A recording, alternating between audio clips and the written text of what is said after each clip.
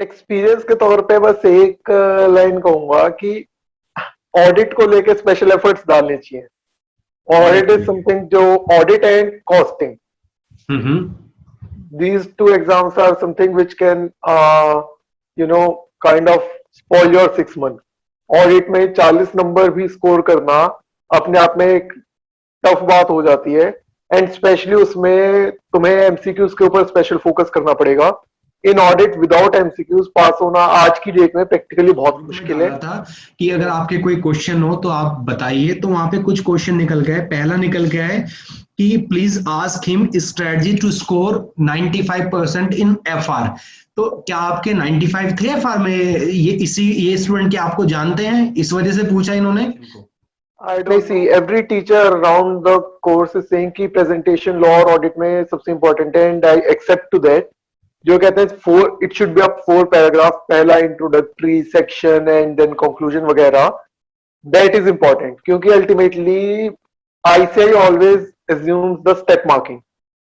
तो step marking होगी, so if your section is correct, I mean to say not section का number, but the way you are approaching वो correct है, या आपका conclusion correct है, या फिर आपकी understanding of the case correct है, तो if you are giving that in paragraph तो फिर you will get a tick and a single mark for that.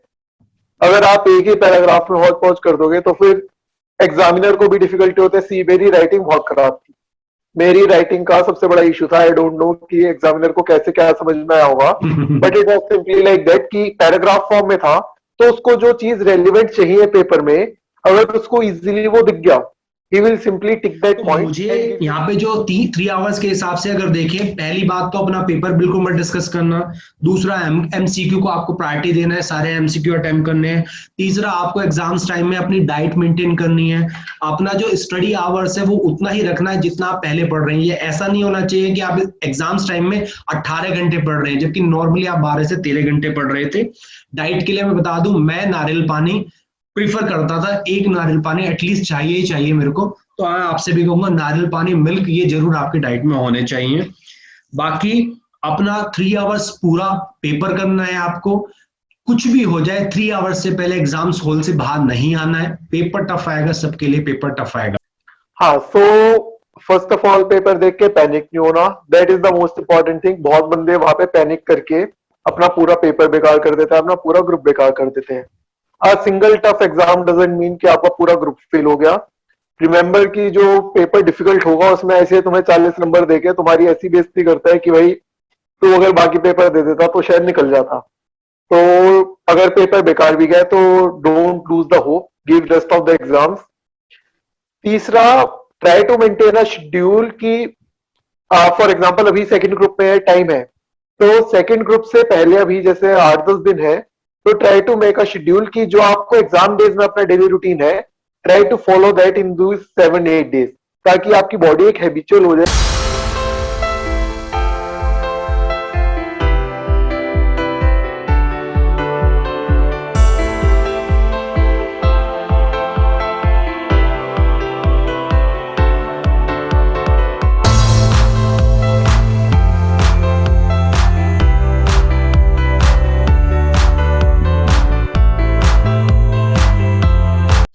Hi everyone, welcome back to the channel. आज हमारे साथ जुड़े हैं all India ranker of the CA final, CA Gaurav Goyal. ये मेरे दोस्त हैं। पिछले 2 साल पहले हम सीए इंस्टीट्यूट लाइब्रेरी में मिले थे और अभी तक हमारी दोस्ती कंटिन्यू है। आज सीए गौरव गोयल को बुलाने का ऑब्जेक्टिव मेरा क्लियर है कि भाई स्टूडेंट को 3 आवर्स, जो एग्जाम्स के 3 आवर्स होते हैं, उसमें कैसा परफॉर्म करना चाहिए, किन बातों का ध्यान रखना चाहिए या क्या बातें नहीं करनी चाहिए, ये सभी बातें हम इस वीडियो में डिस्कस करने जा रहे हैं। तो गौरव, वेलकम करता हूं मैं आपका। Yeah hi Komal, hi everyone. Hello hello hope hello. आपकी प्रिपरेशंस वगैरह बढ़िया चल रही होंगी। एकदम बढ़िया, एकदम बढ़िया। तो दोस्त, पहले आप बताओ, अभी कहाँ पे चल रहा है आपका एट प्रेजेंट? एट प्रेजेंट मैं एमएनडे में हूँ, मर्जर्स एंड एक्विजिशंस में। हम्म। तो वैल्यूएशंस वगैरह ये सब मेरा प्रोफाइल है। ओके। That's fine.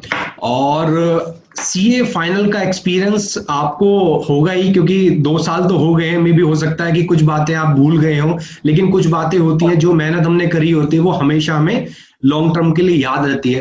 तो दोस्त, अभी सीए फाइनल्स वाले बच्चों के 5 जुलाई से एग्जाम्स हैं, यानी कल फर्स्ट ग्रुप। लेकिन हमारे यहाँ पे सब्जेक्ट डीटी है, जिसके अभी तकरीबन 10 से 12 दिन बच रहे हैं।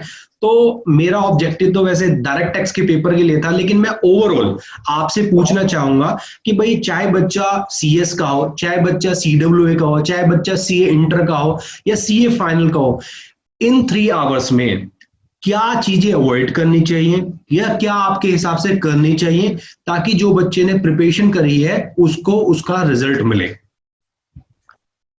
सी सबसे पहले जो चीज अवॉइड करनी है, that I would like to talk, whenever you see exam, any times you feel like कि भाई नहीं होने वाला है, इसमें तो गया, मेरे को कुछ नहीं आता, the first reaction on many exams could be like this, कि जो मैंने पढ़ा था वो नहीं दिख रहा, या फिर ये पेपर बहुत ही डिफिकल्ट है, या फिर एटमॉस्फेयर को देख के आप टेंस हो जाते हो। तो दैट्स द फर्स्ट थिंग जहां पे आपको अपनी नर्व्स को कंट्रोल करना है, एंड अपने आप को लाइक कहना है कि ठीक है यार, कहीं ना कहीं से पहले 40 नंबर मेरे को ढूंढने हैं, कि 100 में से 40 नंबर आ जाए, ताकि एग्रीगेट तो चलो किसी और पेपर में बना लेंगे, बट ये 40 नंबर स्कोर करना है the first objective while giving any. And वो 40 नंबर भी आपको ये नहीं करना कि पूरे 3 घंटे में 40, टेक दोज क्वेश्चंस जो आपको लगे कि हाँ 1.5 घंटे में या 1.25 घंटे में आपके 40 मार्क्स को स्कोर करवा दे। Once you get the hold of that 40 mark paper, उसके बाद एज्यूम की जो आगे के हैं वो मेरे फ्री के नंबर है, that is over and above. तो उससे आपका एक स्ट्रेस लेवल काफी हल्का हो जाएगा। अगर 1.5 घंटे में लाइक कि हाँ 40 नंबर तो हो गए, इसके ऊपर भगवान की मर्जी की क्या आना है क्या नहीं आना। Yes yes yes, I want to add one thing. Actually हमारे टाइम में भी ऐसा होता ही होता था कि ग्रुप में से 1 या 2 पेपर टफ आने ही आने हैं। हाँ तो हमने भी यही सोचते थे कि भाई, ये पेपर अगर टफ मेरे लिए है तो सभी के हाँ लिए टफ है, और बिल्कुल। सभी के लिए टफ है। तो ये एक हाँ कॉमन मेंटेलिटी थी। तो वही चीज हम्म, आपने कही है कि भाई, पहले अपना 40 सेट करो, और फिर हाँ उसके बाद में अपना कॉन्फिडेंस मत लूज करो किसी भी तरह। बिल्कुल हाँ। बहुत बढ़िया। अच्छा, और बताइए। एंड दूसरा, सी एमसीक्यूज का पैटर्न है इस टाइम पे कि राइट। एमसीक्यूज आ रहे हैं पेपर में। आईड से कि एमसीक्यू में होल्ड करना सबसे ज्यादा इंपॉर्टेंट है इस टाइम पे, क्योंकि 30 marks MCQ, if you score 22 to half way the mark, आपकी आधी टेंशन खत्म हो गई। अगर और एमसीक्यूज में इट्स लाइक कि सब्जेक्टिव मार्किंग नहीं हो सकती। If you are correct then you are 100% correct, if you are wrong you are 100% wrong. ये नहीं कि उसने 4 नंबर के क्वेश्चन में अपनी सब्जेक्टिविटी के हिसाब से 3 नंबर दे दिए, 2.5 नंबर दे दिए। Right. If you are coming to a correct answer, then you will score 100% on that. If you are wrong, then you can leave it. So right. if you are able to score 20-25 marks in 30 to 40 minutes in your exam, so that would be a great achievement. And great. further MCQs में जो सबसे बड़ा misconception है कि time दो उसमें, कि MCQs है जल्दी जल्दी 30 एमसीक्यू है 15-20 मिनट में निपटा दो। सो वो सबसे बड़ी गलती होती है, क्योंकि एमसीक्यूज आजकल वो टिपिकल करते हैं, एक वर्ड की वजह से पूरा क्वेश्चन है। तो इट्स बेटर कि उसके ऊपर टाइम लगा के एक्यूरेसी के साथ उन एमसीक्यूज को परफॉर्म करा जाए। Right right right. और इनको एमसीक्यू को स्टार्टिंग में परफॉर्म करना चाहिए या फिर एंड में, या आई फिर would prefer in the starting. I you will prefer in that start. बहुत अच्छी बात कही यहाँ पे गौरव ने। वो कह रहे हैं कि देखो, एमसीक्यू 30 मार्क्स का आता है। आप यहाँ से 22-25 मार्क्स अगर तुमने निकाल दिए ना, तो एक तो देखो 50+ आने आपके एक तरह से एश्योर हो गए नंबर। और दूसरा, यहाँ पे इन्होंने बोला कि प्रायोरिटी में, क्योंकि यहाँ पे आपको डिटेल में डिस्क्रिप्शन तो लिखना नहीं, टिक करना है। या फिर आपका टिक या तो टिक टिक होगा यानी राइट होगा, या फिर रॉन्ग होगा। एटलीस्ट यहाँ पे नेगेटिव मार्किंग तो नहीं है। तो ये आपको एमसीक्यू का मतलब छोड़ना एक बेवकूफी है। ना भी आते हो तो भी आप उसको लिखाओ। ठीक है, और बताइए गौरव, हाँ और इन 3 आवर्स में और हम कैसे बेहतर कर सकते हैं इन 3 आवर्स को। 3 आवर बेटरमेंट के लिए सबसे पहले तो मैंने आपको वही बताया कि पैनिक नहीं होना, वो क्योंकि हर कोई बोल रहा हूं, तो मैं कुछ नया नहीं बोल रहा। बट वो जो पैनिक सिचुएशन होती है ना, इनफैक्ट पर्सनली भी मैंने 2-3 एग्जाम से फील करी है, कि पेपर देख के लगता है भाई पूरा साल बर्बाद हो गया, पूरा अटेम्प्ट। वो पेपर में in even the most difficult paper 40 number का ऐसा जरूर होता है जो आपको आता होगा, बट सिर्फ पैनिक की सिचुएशन की वजह से आप उसको छोड़ देते हो एंड डिफिकल्ट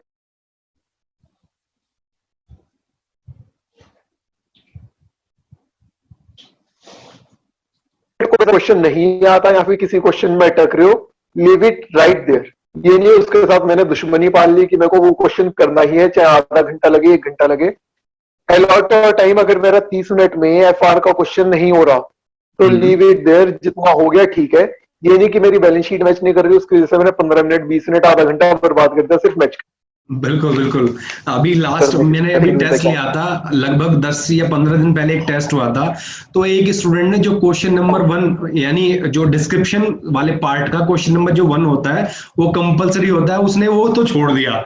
और मैंने कहा भाई क्यों छोड़ा, कह रहा सर टाइम नहीं मिला। मैंने कहा आपने कंपलसरी क्वेश्चन छोड़ दिया, तो ऐसा नहीं करना आपको। बिल्कुल बिल्कुल। इसमें मैं भी एक चीज ऐड करना चाहूंगा गाइस। ऐसा होता है, मैंने गलती करी है और मैंने गलती करके बाकी स्टूडेंट्स को भी देखा है, वो घर पे जब आते हैं मतलब पेपर देने के बाद वो क्वेश्चन पेपर बड़ा डिस्कस करते हैं। तो इसके बारे में मतलब मैं तो चाहता हूं ना डिस्कस हो, दैट इज माय ओपिनियन। आप बताओ कि डिस्कस करना ठीक है या आगे बढ़े अगले पेपर की प्रिपरेशन करें? डिस्कस मैं अपने लेवल करता था, ऑब्वियसली करता था, मैं काफी अच्छे लेवल पे मैं मतलब फुल डिटेल्स डिस्कस, हाँ फुल डिस्कस करता था। एक्चुअली अगर तुम्हारे 40 नंबर्स का डिस्कशन करके श्योर कि हाँ 40 आ जाएंगे या फिर कोई पेपर बहुत अच्छा गया, तो अगर यू आर कॉन्फिडेंट कि मेरे 60 आ जाएंगे, it gives you a boost for the next exam कि हाँ ठीक है यार ये पेपर निकल गया। और इनफैक्ट मैं कहता हूँ अगर पेपर गया तो यू आर कॉन्फिडेंट कि अगर इस बेकार पेपर में भी मेरे 40 नंबर आ गए या फिर सबका ही बेकार गया है, तो इट गिव्स यू लाइक ठीक है, it was not only me जिसके लिए बेकार रहा, बट ठीक है, it was the trend of exam. Right. Gaurav यहाँ पे कह रहे हैं कि वो डिस्कस करते थे, बट मैं फिर भी आपको सजेशन करना चाहूंगा, मेरा एक्सपीरियंस रहा है डिस्कस ना ही करो तो बेहतर है। देखो गौरव का रैंक आया है तो यानी एक लेवल से हम समझ सकते हैं गौरव ने कितनी अच्छी प्रिपरेशन करी होगी, तभी तो ऑल इंडिया में रैंक आते हैं, नहीं तो ग्रुप निकलना ही भारी हो जाता है। तो मैं क्या कहना चाहूंगा, मैं उन 90% स्टूडेंट से बात कर रहा हूं जो रैंक के लिए नहीं, जो सीए बनने के लिए जा रहे हैं। डिस्कस मत करो, क्योंकि कभी कभी मैंने देखा है कि क्वेश्चन हमें लगता है कि हमारा ठीक है, लेकिन दोस्त कहता है नहीं नहीं इसका आंसर तो ये होना चाहिए। तो वहां पे क्या होता है कि भाई स्टूडेंट का एकदम से कॉन्फिडेंस डाउन हो जाता है, यार ये भी गलत वो भी गलत। तो मे भी हो सकता है इसका इफेक्ट आपके नेक्स्ट पेपर पे आए। तो मेरा ओपिनियन तो यही रहेगा, अनटिल और unless you are not sure तो आप डिस्कस मत करो। लेकिन अगर आप श्योर हैं और आपको लग रहा है कि कोई फ्रेंड आपको परेशान कर रहा है, तो उसको मजा चखाने के लिए आप 5-10 मिनट कर सकते हो, ठीक है ना? हाँ। अच्छा, दूसरा MCQs are never to be discussed। हाँ जी हाँ जी हाँ, बताओ बताओ। एमसीक्यू क्या कह रहे थे, मैंने सुना नहीं। कुछ नहीं करना चाहिए, बिकॉज एमसीक्यूज डिस्कस नहीं करने चाहिए। रीजन बीइंग आपके पास सारे ऑप्शंस याद नहीं होते, आप बेकार में उसको डिस्कस करोगे, मान के चलो answer is 1 lakh 1 lakh 2000 5000 and 10,000, तो आपको एग्जैक्ट ऑप्शन याद नहीं होते, बाहर आके आप कंफ्यूज हो जाओगे बेकार में कि मैंने क्या लिखा था और क्या करा था। Right right right. अच्छा ठीक है, एग्री। अच्छा, इसके अलावा और कुछ गौरव जो मतलब हमें इन 3 आवर्स में करना चाहिए? हाँ, एक चीज और क्या देखा जाता है अक्सर, स्टूडेंट्स क्या है पूरे 6 महीने 1 साल प्रिपरेशन करता है, लेकिन फिर भी कुछ ना कुछ चैप्टर्स कुछ ना कुछ टॉपिक ऐसे रह ही जाते हैं जो कि उनके नहीं होते तैयार। अब वो क्या लास्ट जो मूवमेंट होता है, या तो जैसे अब स्टार्टिंग में ग्रुप 2 की बात करूं, कोस्टिंग का पहला एग्जाम है तो 3 दिन पहले करने लगता है उन टॉपिक्स को, या फिर एग्जाम से पहले 1 दिन का जो छुट्टी मिलता है रिवीजन के लिए उसमें उन टॉपिक को करता है। तो क्या सजेशन करना चाहोगे, देख लें अगर बाकी हो गया है, या अवॉइड ही करो? बताओ इस पे क्या सजेशन है? पेपर से 3 दिन या पेपर से 3 दिन पहले उन टॉपिक्स को उठाना will be a blunder, the worst mistake you can do in your life. अगर करना ही है तो 10 दिन 15 दिन पहले अगर आपकी प्रिपरेशन कंप्लीट हो जाए तो उस टाइम पे उनको देख लो एट मैक्स। बट आई से कि किसी भी टॉपिक को 100% कंप्लीटली अवॉइड करना is also not a good thing. आप एटलीस्ट एक रीडिंग तो करनी ही करनी है। अगर कोई क्वेश्चन कोई टॉपिक आपको लगता है कि नहीं होगा, एक reading 1 reading is the must, क्योंकि कभी कभी क्या होता है उन डिफिकल्ट टॉपिक्स में से इतना सिंपल क्वेश्चन आ जाता है कि बस निकल जाएगा वो, कि मतलब बस एक बार पढ़ा हुआ भी हो तो भी निकल जाएगा। तो राइट। हर एक सब्जेक्ट को, टॉपिक को पढ़ना जरूरी है। That is the first thing you should do. And किसी नए टॉपिक को, किसी नए स्टडी मटेरियल को, किसी नई बुक को एग्जाम से हफ्ते भर पहले उठाना या फिर एग्जाम से एक दिन पहले उठाना can be can prove to be a nightmare for you. बिल्कुल बिल्कुल। और मेरा भी यही मानना है कि यार जो चीज आपने पिछले 6 महीने या फिर साल भर में बिल्कुल, नहीं करी, तो अभी पहले एक दिन में क्या हो जाएगा। उसी को बढ़िया करो, बाद में राइट। आगे बढ़ो।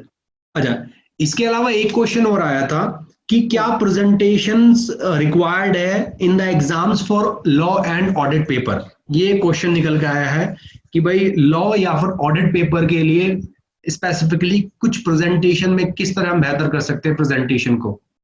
नहीं, see every teacher around the course is saying कि प्रेजेंटेशन लॉ और ऑडिट में सबसे इंपॉर्टेंट है, and I accept to that.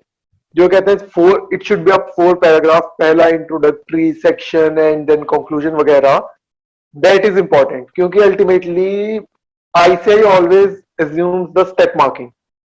तो स्टेप मार्किंग होगी। So if your section is correct, I mean to say not section का number, but the way you are approaching वो correct है, या आपका कंक्लूजन करेक्ट है, या फिर आपकी understanding of the case correct है, तो if you are giving that in paragraph, तो फिर you will get a tick and a single mark for that. अगर आप एक ही पैराग्राफ में हौच पौच कर दोगे तो फिर एग्जामिनर को भी डिफिकल्टी होता है। सी मेरी राइटिंग बहुत खराब थी, मेरी राइटिंग का सबसे बड़ा इशू था। आई डोंट नो कि एग्जामिनर को कैसे क्या समझ में आया होगा, but it was simply like that कि पैराग्राफ फॉर्म में था, तो उसको जो चीज रेलिवेंट चाहिए पेपर में, अगर उसको इजीली वो दिख गया, he will simply tick that point and give you marks. Right right. अगर if you make him struggle to reach to that point, तो फिर वो मार्क्स नहीं देगा। राइट। अब हम यहाँ पे वीडियो का एक फाइनल टच देना चाह रहे हैं। मैं 1 मिनट में जो मैंने यहाँ पे आपको बताना था वो उसका फाइनल कंक्लूजन बताऊंगा, और फिर अगले 1 मिनट में गौरव अपनी जितनी बातें कही हैं उन्होंने कंपाइल करेंगे। ठीक है। सो गाइज, अब फाइनली हम इसको कंपाइल कर रहे हैं। 1 मिनट में मैं अपनी बातें बताऊंगा और 1 मिनट में फिर गौरव गोयल अपनी बातें बताएंगे। तो मुझे यहाँ पे जो 3 आवर्स के हिसाब से अगर देखें, पहली बात तो अपना पेपर बिल्कुल मत डिस्कस करना।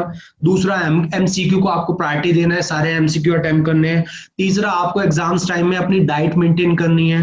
अपना जो स्टडी आवर्स है वो उतना ही रखना है जितना आप पहले पढ़ रहे हैं। ये ऐसा नहीं होना चाहिए कि आप एग्जाम्स टाइम में 18 घंटे पढ़ रहे हैं जबकि नॉर्मली आप 12 से 13 घंटे पढ़ रहे थे। डाइट के लिए मैं बता दूं, मैं नारियल पानी प्रीफर करता था। एक नारियल पानी एटलीस्ट चाहिए ही चाहिए मेरे को। तो मैं आपसे भी कहूंगा नारियल पानी, मिल्क, ये जरूर आपकी डाइट में होने चाहिए। बाकी अपना 3 आवर्स पूरा पेपर करना है आपको। कुछ भी हो जाए 3 आवर्स से पहले एग्जाम्स हॉल से बाहर नहीं आना है। पेपर टफ आएगा, सबके लिए पेपर टफ आएगा। गौरव, अपनी बात को कंक्लूड करो। हाँ, so first of all paper देख के पैनिक नहीं होना, that is the most important thing. बहुत बंदे वहां पे पैनिक करके अपना पूरा पेपर बेकार कर देते हैं, अपना पूरा ग्रुप बेकार कर देते हैं। A single tough exam doesn't mean कि आपका पूरा ग्रुप फेल हो गया। रिमेंबर कि जो पेपर डिफिकल्ट होगा उसमें ऐसे तुम्हें 40 नंबर देके तुम्हारी ऐसी बेइज्जती करता है कि भाई तू अगर बाकी पेपर दे देता तो शायद निकल जाता। तो अगर पेपर बेकार भी गया तो don't lose the hope, give rest of the exams. तीसरा, try to maintain a schedule कि फॉर एग्जांपल अभी सेकंड ग्रुप में टाइम है, तो सेकंड ग्रुप से पहले अभी जैसे 8-10 दिन है, तो try to make a schedule कि जो आपको एग्जाम डेज में अपना डेली रूटीन है, try to follow that in दो 7-8 डेज, ताकि आपकी बॉडी एक हैबिचुअल हो जाए कि उस टाइम पे जो मेरा बॉडी शेड्यूल रहेगा वो मेरा आज भी हो जाए। Fourth and the most important thing, अपने एमसीक्यूज के ऊपर होल्ड जरूर बनाना है। 20-25 marks are must in MCQ exams. उतने अगर आ गए तो फिर देर आर हाई चांसेस कि यू विल पास। डेफिनेटली। बहुत बढ़िया, बहुत बढ़िया। तो थैंक यू कहना चाहूंगा गौरव। ये डिस्कशन वाकई में ही, चाहे सीए स्टूडेंट्स हो चाहे सीएस स्टूडेंट्स हो, सभी के लिए वीडियो रियली हेल्पफुल होने वाली है। और मैं आपसे रिक्वेस्ट करूंगा आगे भी स्टूडेंट्स को इसी तरह आप गाइड करते रहें। इवन कुछ मतलब मैं चाहता हूं कि एक टच आपको देना चाहिए कि कुछ भी नहीं, एटलीस्ट 1 मंथ में एक बार आओ, 10 मिनट के लिए आओ और कुछ बताओ।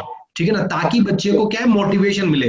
एक्चुअली क्या है कि हम सबको मोटिवेशन अपने सीनियर से मिलता है कि अगर वो सीए कर सकते हैं इस तरह तो हम क्यों नहीं, ठीक है ना। तो you are also the role model for some students की भाई रैंक लाया है बंदा, ऊपर से अभी एक बढ़िया एमएनसी में यू आर वर्किंग, स्टूडेंट्स का इस वीडियो में फीडबैक आएगा, कमेंट्स आएंगे, तो उनको भी रिजोल्व करने के पर्पज से एक वीडियो जरूर बनाएंगे।